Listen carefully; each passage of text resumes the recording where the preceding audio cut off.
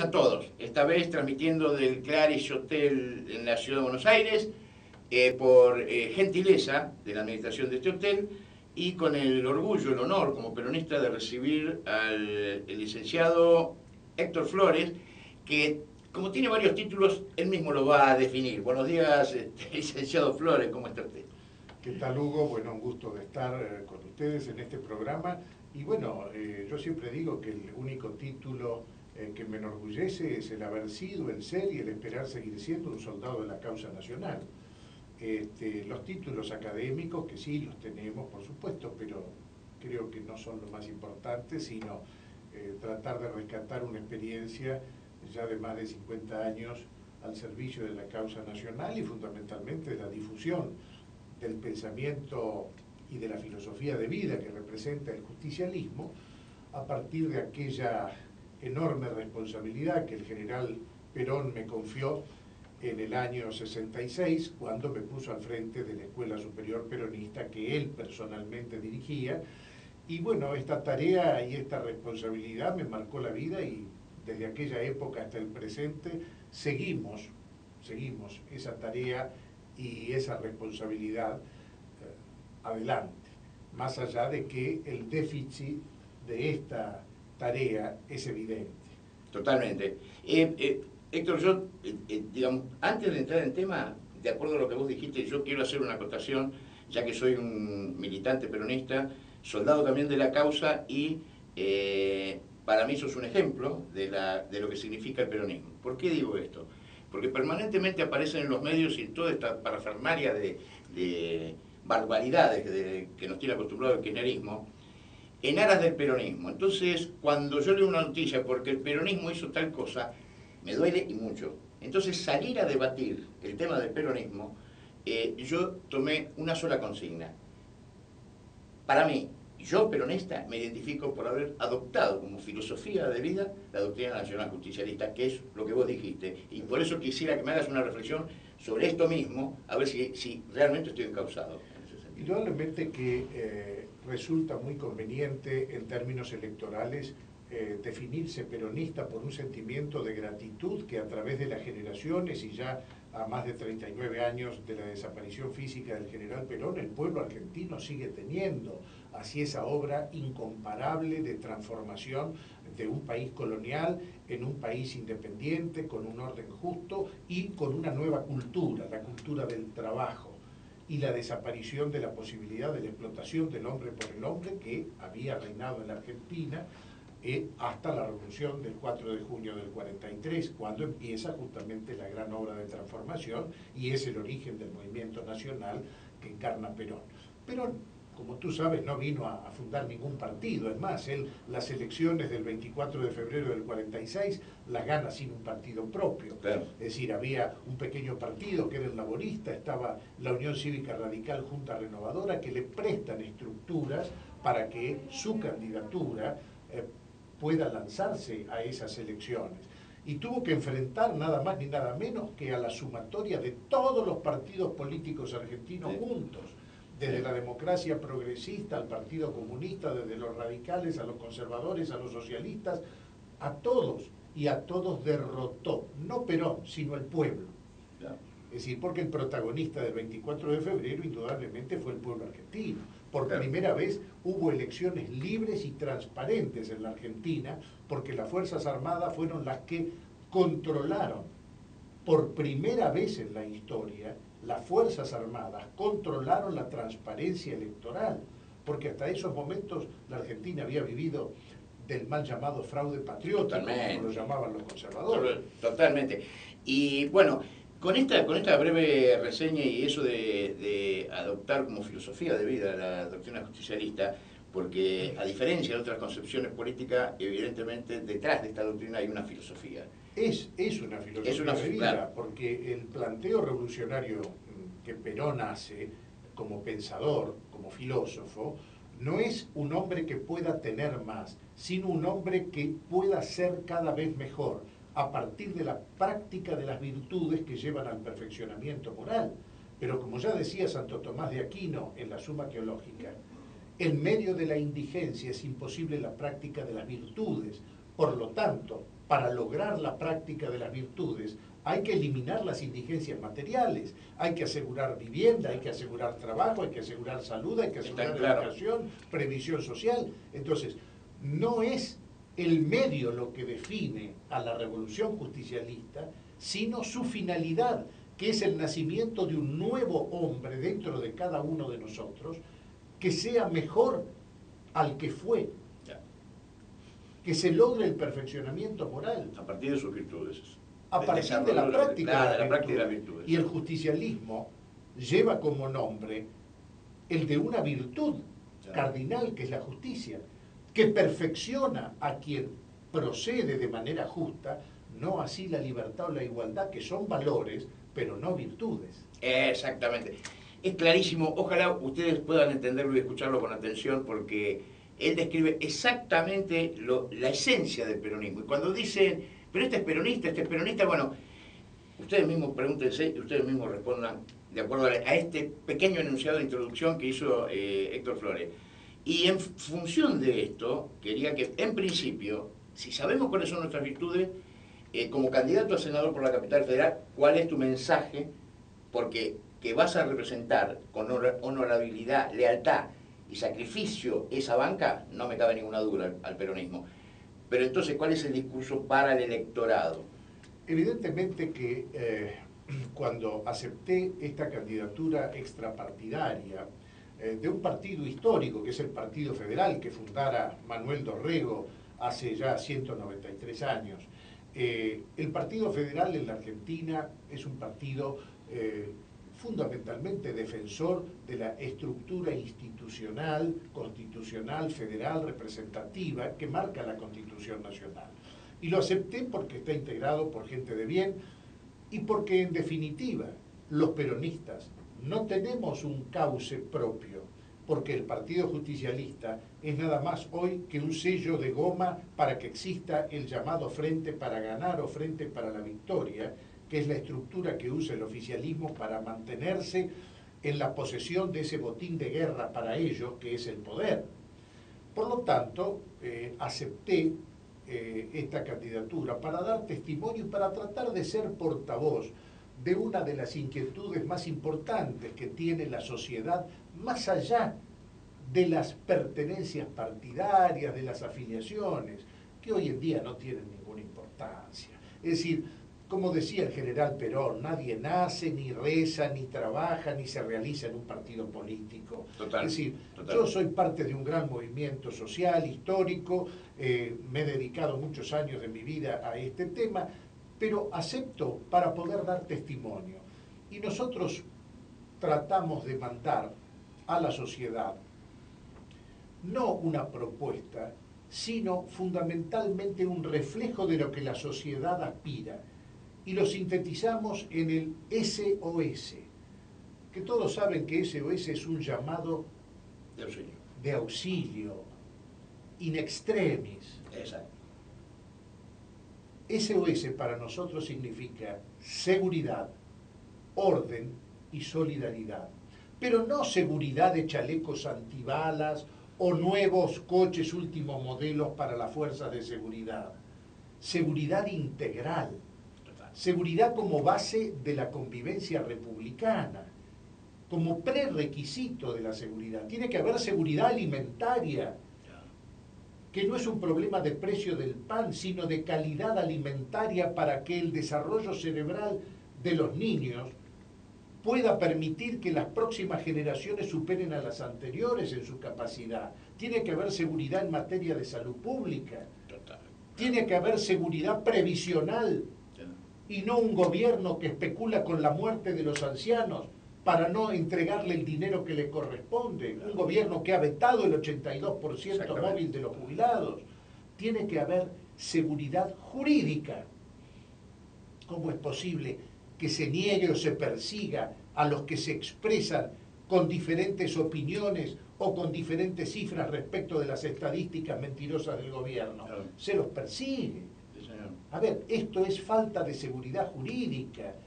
La reforma judicial que se votó recientemente en el Congreso y que ha sido declarada inconstitucional, la reforma del Consejo de la Magistratura, evidencian una intencionalidad que va contra la seguridad jurídica de todos los argentinos. Entonces, seguridad, orden. ¿Por qué orden? Esto no es ordenancismo. Orden implica la posibilidad de que todos ejerzan su libertad, porque cuando cortan una avenida o una autopista, el derecho a la protesta se está imponiendo sobre el derecho a la circulación. Entonces debe haber un orden. Tiene que haber Claro. un orden para que se Claro. pueda expresar la protesta sin afectar los derechos y la libertad de los demás. Exacto. Esto que es básico en una convivencia. No hay libertad en el medio de la anarquía y del desorden. Totalmente, Para que seamos totalmente. libres tiene que haber orden. Exacto. Y solidaridad, porque somos un pueblo con identidad y matriz cristiana. Más allá de las confesiones religiosas, el pueblo argentino es un pueblo con identidad cultural cristiana. Es un pueblo que se amasó con una identidad cristiana, donde la dignidad del hombre es lo fundamental. Creado a imagen y semejanza de Dios. Es decir, el hombre no como consumidor, el hombre no como parte de una clase, sino el hombre como portador de valores trascendentes. Y esos valores trascendentes son los que imponen una solidaridad que en definitiva es la expresión del amor al prójimo, ama al prójimo como a ti mismo. Esto, que yo creo que es una síntesis de un gran reclamo que parte de una toma de conciencia de nuestra identidad, es lo que voy a tratar en los próximos días a través de los medios de comunicación social, de las redes sociales, de Facebook, etcétera, de recordar a los ciudadanos. Mi intención no es una intención de ocupar una banca, mi intención es la de dar un testimonio. Héctor, ustedes ojalá sepan escuchar y entender las palabras de Héctor Flores, porque me consta que lo hace porque lo siente. Nunca le escuché un discurso especulativo. Vos sabés que en mi programa hablo mucho y ya prácticamente una línea editorial del vaciamiento de la palabra en los discursos políticos. Vacíos de contenido, totalmente vacíos. Pueden decir cualquier cosa que es lo mismo. O sea, es increíblemente hueco. Y realmente tus palabras que tienen un contenido muy profundo, porque hablan nada más ni nada menos del hombre. Y el hombre como centro de la escena y centro de todo el pensamiento justicialista, el pensamiento peronista, esto está claro. En ese estado de cosas, yo ya me animaría a decirte, y no para profundizar mucho porque no tenemos mucho tiempo, pero sí para dar un pantallazo, porque después quiero terminar en Francisco, la degradación enorme de la política en la República Argentina, agravada, veníamos a los ponchazos, para mí, del 2003 a la fecha es una denigración, una degradación, pero supina. Totalmente de acuerdo, esa degradación ya la preveía el general Perón cuando decía que cuando impera la partidocracia, a ver, ¿qué sentido tiene la existencia de cientos de partidos políticos? Claro, no, Esto es partidocracia, total. No es una democracia social exacto. de participación plena, claro, como la que pretende el justicialismo. Esto es una partidocracia que, como decía Perón, inexorablemente lleva a la plutocracia, que es el gobierno del dinero. Claro. A ver, acá se ha generado un nuevo clientelismo político a través de los planes. Totalmente, totalmente. Es decir, antes, en la época de los conservadores, antes de la Revolución del 43, los asados los pagaban los patrones el día de la elección. Retiraban las boletas, las libretas de enrolamiento y después se las devolvían en medio de un asado y de empanadas, que las pagaban los estancieros, los patrones. Ahora los planes los paga el pueblo argentino para que voten la continuidad de un oficialismo que ha tomado al Estado como botín de guerra y ha conformado no un gobierno, sino una asociación ilícita que tiene como común denominador la corrupción. Claro. Es así y esta visión que comparto totalmente, nosotros en el programa venimos analizando hace tiempo ya y vamos marcando, ¿no?, distintos hechos que marcan esta degradación. Es una anécdota y quiero pasar, porque nos apura el tiempo, directamente a hablar de Francisco, que para mí tiene una connotación muy especial. Yo decía, como gran novedad, el candidato Massa, en una escribanía, firma el compromiso de no votar por ¿cómo es? Por Reforma constitucional. La reforma constitucional. ¿No es degradante que un candidato deba ir a una escribanía para firmar el compromiso? Yo creo que más que degradante es la evidencia de la falta de credibilidad que tienen ciertos, yo no digo la palabra dirigente porque en realidad no son dirigentes, ciertas personas instaladas mediáticamente a través de un respaldo económico muy importante, que no sé cuál será el origen, no tengo elementos como para poder dar un juicio al respecto, pero todo esto es parte de lo que acabas de decir, de una degradación y de una involución en la política argentina. Es decir, la fragmentación y división de la sociedad en cientos de alternativas, de partidos, de nombres, de frentes, de candidatos, que la gente está mareada. Totalmente mareada. Acá Totalmente no hay realmente propuestas claras. Cuando hablaste de Massa, y lo que caracteriza a Massa evidentemente es el ni. Claro. Es algo que no tiene perfiles claros, que es evidentemente una auténtica representación de la realidad argentina. Total, y con esto, para cerrar este punto, yo te diría, voy a hacer referencia a Beatriz Sarlo cuando dijo, este chico Massa, con pretensiones de ser presidente, diría qué barato estamos vendiendo la presidencia, ¿no? No sé cómo piensa alguien que quiere dirigir el país y que se lo ve como presidenciable, cuando no sabe qué piensa en las cosas fundamentales. A mí me hace acordar un poco a Scioli, ¿no? Que claro. Siempre habla de que con esfuerzo, con trabajo, va adelante, y de golpe estamos al borde de un precipicio y él dice adelante. Bueno, a mí esto realmente, como un hombre con formación científica y práctica en la política, me hace correr un escalofrío realmente. Totalmente, totalmente. Bueno, y el último tiempo que nos queda de este sustancioso reportaje, y ojalá lo vamos a repetir porque hay mucho más para hablar, y yo quiero dejar testimonio también, testimonio grabado, quiero que se difunda, que se conozca, pero después seguir hablando, porque esto, vos, como no es un discurso de campaña, lo conozco, nosotros podemos sustentar estos principios, hay otros que no. Lo que se dice en campaña lo guardan porque no lo pueden mostrar y realizar. Lo que quiero sí pasar a punto siguiente, que para el cierre, o por lo menos una parte del cierre, ¿qué significa Francisco I el Papa en esta instancia, no solo de la política en Argentina, sino de la degradación que están, a partir de unos derechos humanos igualitarios y demás en el mundo, se está viendo que hay digamos, una desorientación en la familia y demás, y aparece Francisco, que para mí, te aclaro, lo dije en Facebook, para mí es mi guía y hablo un agnóstico.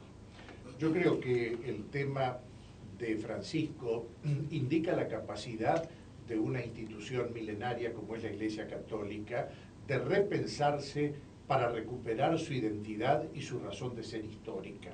Creo que la Iglesia Católica Apostólica Romana ha logrado, a través de la elección de Jorge Bergoglio como sumo pontífice, recordemos que pontífice es hacedor de puentes, este va a ser un pontífice realmente, porque está rehaciendo los puentes entre los pueblos y la trascendencia, y está revalorizando todo aquello que la Iglesia nunca debió haber perdido, que es la capacidad de dar testimonio frente al dolor, a la injusticia, a la ignominia, a la persecución, a los derechos humanos.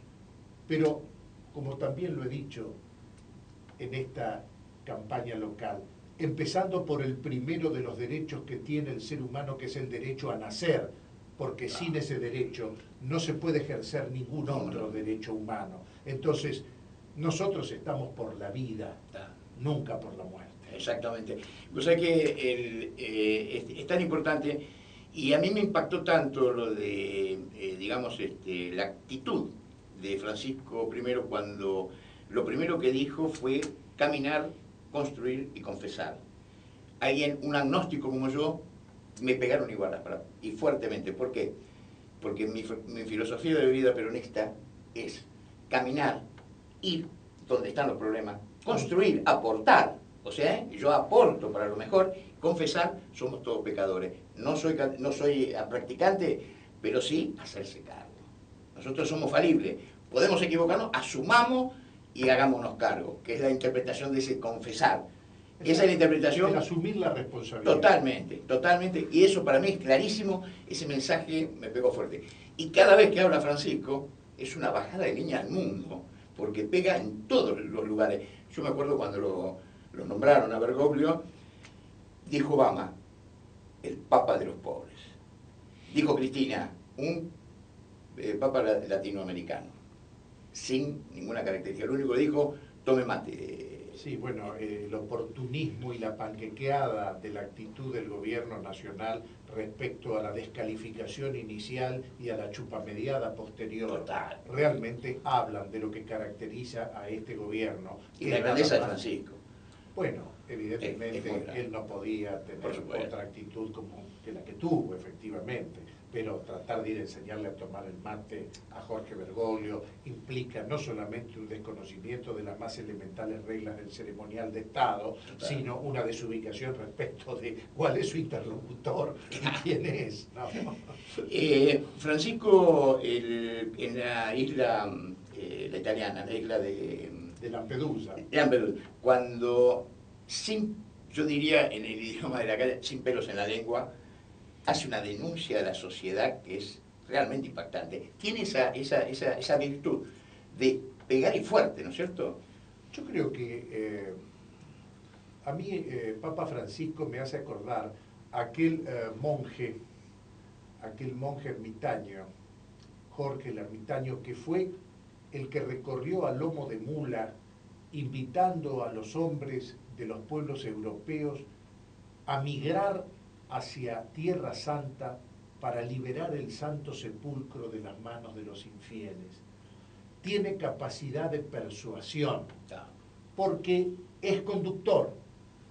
Y acá volvemos a algo que tiene que ver con la experiencia política argentina. Para conducir hay que estar íntimamente convencido. Totalmente. Porque nadie puede persuadir a otro si no está previamente convencido. Claro. Entonces, Bergoglio, a diferencia tal vez de otros papas, tiene una íntima convicción y sabe persuadir, por lo cual será un gran conductor. Bien, Héctor, se nos acaba el tiempo y yo me quería ir con esta reflexión, que este camino que yo emprendí de utilizar un medio de difusión para hacer oír mis ideas, para militar, para usar el medio para militar en política, que siempre fue mi vocación.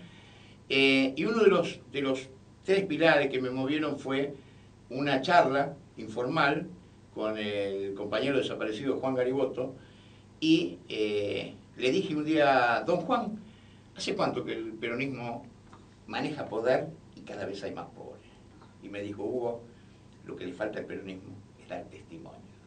Vos hablaste de testimonio, Francisco es testimonio, y yo quiero ser un testimonio. Muchísimas gracias, Héctor. Gracias a vos.